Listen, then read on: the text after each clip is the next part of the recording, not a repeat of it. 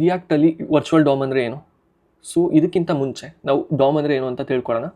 So dam ಅಂದರೆ ಒಂದು HTML ಟ್ಯಾಗ್ನ structure, tree structure. ಇಲ್ಲಿ ನೋಡ್ಬೋದು ಫಸ್ಟ್ ಫೇಸಲ್ಲಿ ನಾವು HTML ಟ್ಯಾಗ್ ಇದೆ ಆ್ಯಂಡ್ ಆಲ್ಸೋ ಹೆಡ್ ಬಾಡಿ. ಅದಾದಮೇಲೆ H1 tag, section tag, dew tag and title, script, meta tag ಇದೆ. ಸೊ ಫಾರ್ ಎಕ್ಸಾಂಪಲ್ ನಾವು ಇನ್ಸ್ಪೆಕ್ಟ್ ಮಾಡಿ ನೋಡಿದಾಗಲೂ ನಾವು ಫಿಸಿಕಲ್ ಡಾಮ್ ಇಲ್ಲೇ ನೋಡ್ಬೋದು. HTML ಟ್ಯಾಗ್ ಇದೆ ಆ್ಯಂಡ್ ಆಲ್ಸೋ ಹೆಡ್ ಟ್ಯಾಗ್ ಇದೆ, ಬಾಡಿ ಟ್ಯಾಗ್ ಇದೆ ಆ್ಯಂಡ್ ಡಿವ್ ಇದೆ ಆ್ಯಂಡ್ ಇದನ್ನು ಎಕ್ಸ್ಪ್ಲೇನ್ ಮಾಡಿದಾಗ H1 ಟ್ಯಾಗ್ ಇದೆ. ಸೊ ಇದೇ ಡಾಮ್ ಅಂತ ಹೇಳ್ತೀವಿ. ಸೊ ಇದು ಓಲ್ಡನ್ ಡೇಸಲ್ಲಿ ನಾವು jQuery, HTML and also Java script use ಮಾಡ್ಕೊಂಡು ಡೈರೆಕ್ಟಾಗಿ ಅಪ್ಡೇಟ್ ಮಾಡಬೇಕಾದ್ರೆ ಇದು ತುಂಬ ಪರ್ಫಾರ್ಮೆನ್ಸ್ ವೈಸು, ಮೆಮೊರಿ ವೈಸು ತುಂಬ ಮೀನ್ಸ್ ಕಮ್ಮಿ ಇತ್ತು. ಸೊ ಇದಕ್ಕಾಗಿ ಫೇಸ್ಬುಕ್ ಅವರು ರಿಯಾಕ್ಟ್ನ ಇಂಟ್ರೊಡ್ಯೂಸ್ ಮಾಡಿದ್ರು.